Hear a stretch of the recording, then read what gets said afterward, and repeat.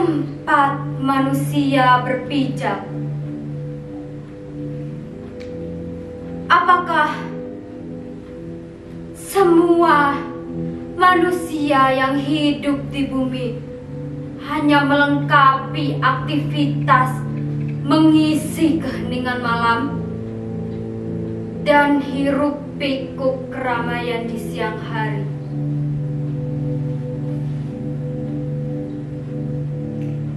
Memanjakan perut yang kempes menjadi buncit, bahkan sebaliknya, yang gemoy menjadi sispek. Ada kata tidak bisa untuk dibaca, ada angka tidak bisa menghitung.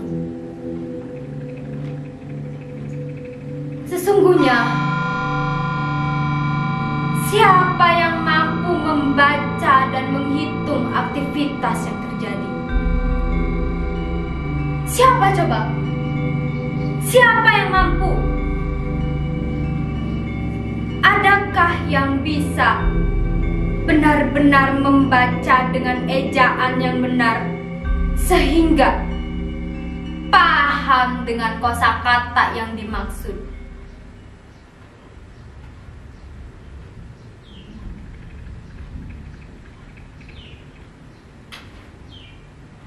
Terlalu ruwet dalam membaca, apalagi memahami. Semua hanya katanya, semua hanya cerita. Siapa yang mampu meneliti? Lalu, bagaimana dengan waktu? Waktu bagiku sangat sakral dan tidak bisa dibuat main-main. Dari mulai dalam kandungan hingga sekarang, mekanisme kehidupan sudah diatur sedemikian rupa sehingga oleh waktu itu sendiri. Bahkan sampai lupa, aku sampai lupa menghitung berapa banyak waktu yang sudah aku gunakan. Digunakan untuk makan, minum, tidur, healing, sampai menerka-nerka. Sampai kapan waktu terus mendampingi dengan setia? Sampai aku yang tidak setia terhadap waktu.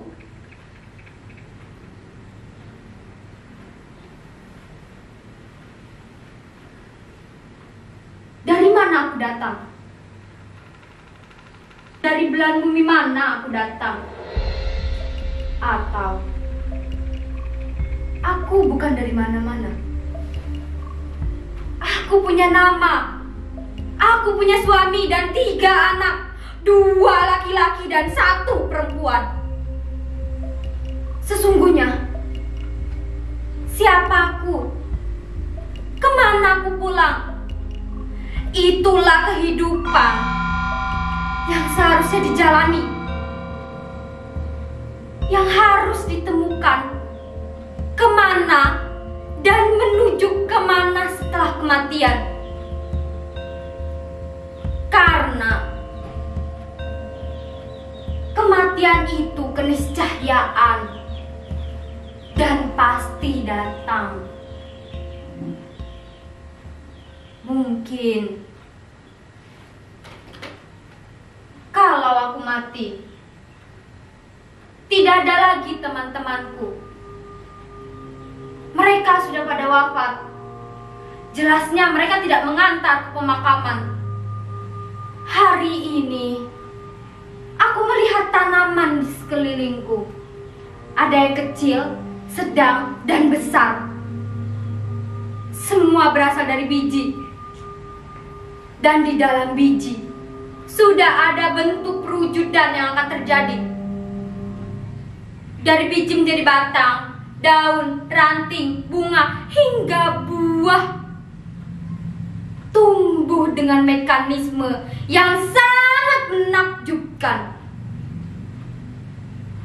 Tanaman itu pun bisa diibaratkan tubuhku yang berasal dari sebuah sel, mengalami perubahan mekanisme semesta menjadi darah, daging, tulang, sumsum, kulit, rambut, kuku, hingga nafas mengisi di sela-sela tubuhku, hingga menjadi tubuh yang sempurna. Aku melihat kehidupan di dekatku, kehidupan di diriku sendiri, dan kehidupan yang tanpa disangka menjadi perhatian sehari-hari. Kehidupan ada di dekatku dan di sekitarku. Aku telah dikasih lihat pergerakan hidup. Pergerakan hidup di diriku sendiri dan pergerakan hidup di luar sana.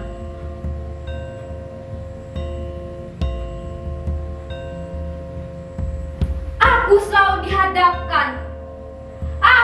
dihadapkan dengan pertanyaan-pertanyaan, dan pertanyaan itu menghantuiku sampai hantu pun tidak lagi menampakkan keseramannya kepadaku. Ayat demi ayat disodorkan dalam kehidupanku, sehingga aku mabuk dengan ayat-ayat yang menjadi dogma, bahkan doktrin, sehingga aku malasnya tidak menemukan jawaban yang membuatku tenang dan damai. Kenapa aku malas? Kenapa aku bosan? Aku tidak malas, bahkan bosan. Aku tidak menemukan jawaban. Itu namanya bodoh. Iya, aku bodoh. Aku bodoh karena tidak mampu membaca dan menghitung. Ingatanku kembali ketika aku berada di sekolah tingkat dasar, yang diajarkan para guru ketika belajar membaca dan menghitung. Ini Ibu Budi. Kenapa tidak ada nama lain? Misal Joko, Denny, Indra, atau yang lain. Berarti ada makna tersembunyi di balik kata ini Ibu Budi. Dan karena ibu, kamu dilahirkan. Untuk apa kamu dilahirkan? Untuk apa kamu hidup? Dan kemana setelah kehidupanmu selesai? Dan budi itu akhlak. Dengan akhlak, kamu memiliki cipta, rasa, dan karsa. Iya, semua itu perlu aku jalankan untuk mengetahui substansi dari kata ini Ibu Budi.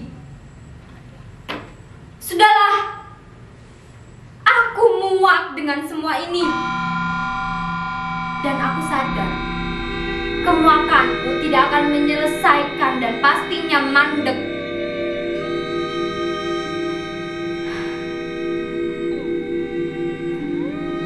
Aku ingat bahwa manusia adalah makhluk yang sempurna. Jangan kotori kesempurnaan yang telah dianugerahkan kepadaku.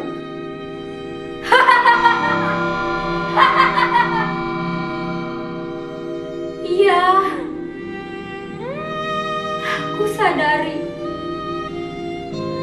Memang aku sadari itu. Justru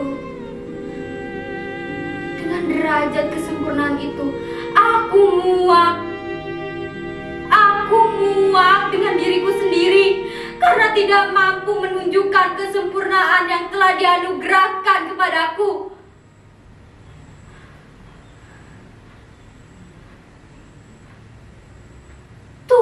Maha melihat. Aku dikasih mata, Tuhan Maha mendengar. Aku dikasih telinga, Tuhan penuh kasih sayang. Aku pun punya rasa cinta, bahkan sayang dengan siapapun. Sampai sifat yang 99 pun ada dalam diriku. Itu kesempurnaan. Sudahlah, jangan membicarakan Tuhan kalau dirimu sendiri saja tidak mampu bertemu dengan Tuhan. Dan jangan membicarakan hidup kalau dirimu sendiri saja belum pernah mati. Tapi aku ingin membuktikan pada diriku sendiri bahwa Tuhan ada dalam diriku. Aku tidak peduli dengan perkataan orang. Jauh dari Tuhan dikatakan kafir, mengetahui Tuhan dikatakan murtad. Sudahlah, tidak ada ujungnya memperdebatkan, karena memang bukan ajang debat, tapi menjadi dharma di setiap hembusan nafas.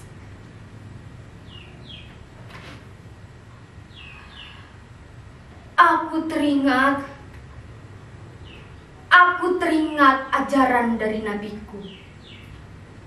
Kenalilah dirimu sendiri, maka kau akan mengenali Tuhanmu. Dan dijawab oleh Tuhan itu sendiri bahwa aku lebih dekat dari urat lehermu. Berarti ini adalah perbuatan yang harus dilakukan secara pribadi dan rahasia, bukan berjamaah. Apalagi ada yang menjadi imam dan makmum. Memangnya mudah menjadi imam? Memangnya mudah menjadi pemimpin? Memimpin dirimu sendiri saja tidak becus. Memahami yang selalu hidup dan selalu memelihara, bahkan bertanggung jawab atas kebutuhanmu saja tidak tahu.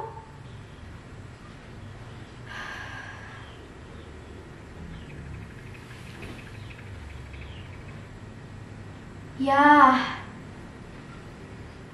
yakin kepada yang selalu memelihara itu tidaklah gampang.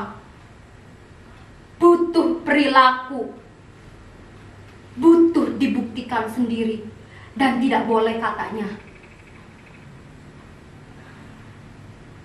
Kalau dalam bahasa ngapak itu sendiri, ado jere tu kundean. Aku termotivasi dengan kata-kata itu, bahwa aku harus membuktikan sendiri, bukan dari cerita orang. Karena persaksian itu tidak sah kalau diwakilkan, dan pastinya batal demi hukum.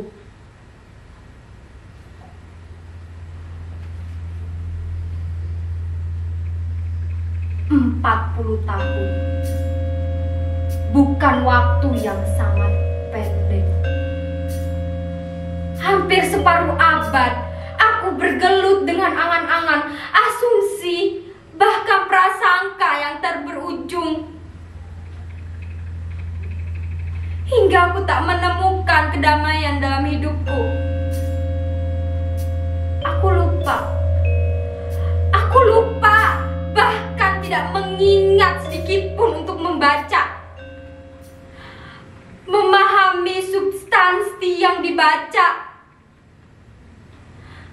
Dan aku terjebak dalam kosakata yang tidak aku pahami, hingga aku mandek, beku, tidak menemukan jawaban yang sebenarnya harus kutempuh dan kulalui.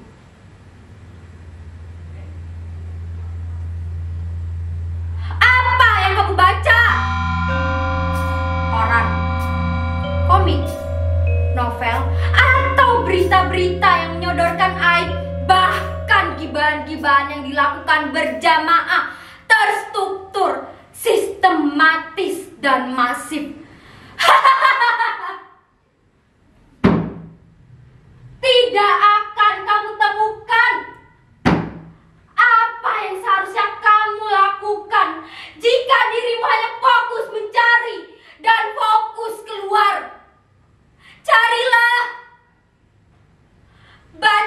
kembali kitabmu. Baca kembali kitabmu sendiri yang ada dalam hidupmu. Ya, aku sadari. Memang aku sadari fatal kesalahanku. Ku tatap kembali huruf demi huruf. Ku rangkai menjadi kata dan kalimat hingga ku jadikan komunikasi berdialog dengan diriku sendiri. Ku tata kembali angka hingga menjadi bilangan untuk menghitung kesadaranku. Jangan sampai aku tertidur kembali. Aku harus bangun. Aku harus bangun dari tidur panjangku.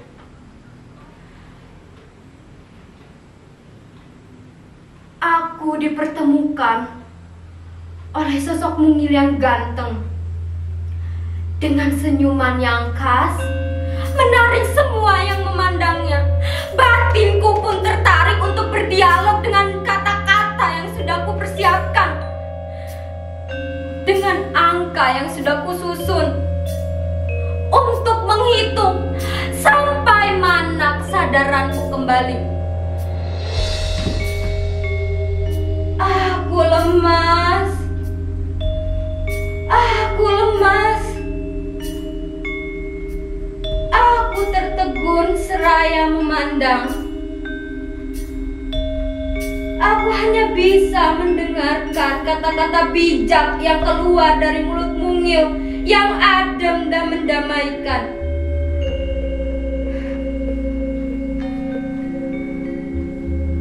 Keluarlah dari dirimu. Hilangkan keegoisanmu. Hilangkan ambisimu. Sampai kau sendiri tidak merasakan bahwa kau manusia. Lakukan dengan sadar. Sampai kesadaranmu menuntun, membaca, dan memahami hidupmu. Kembalilah. Pulanglah. Hadapkanlah wajahmu. Walaupun wajahmu sendiri tak kau lihat. Walaupun lihatmu bukan dengan mata. Tinggalkan semua yang menjadikan hadas dalam hidupmu. Yang suci akan dipertemukan dengan yang suci. Aku pulang. Aku pulang. Tak ada yang kubawa. Karena memang aku tak punya apa-apa. Dan tak mengerjakan apapun. Aku bersaksi. Aku bersaksi atas perjalananmu. Aku ya aku. Aku ya aku. Aku ya aku menjadi bagian darimu.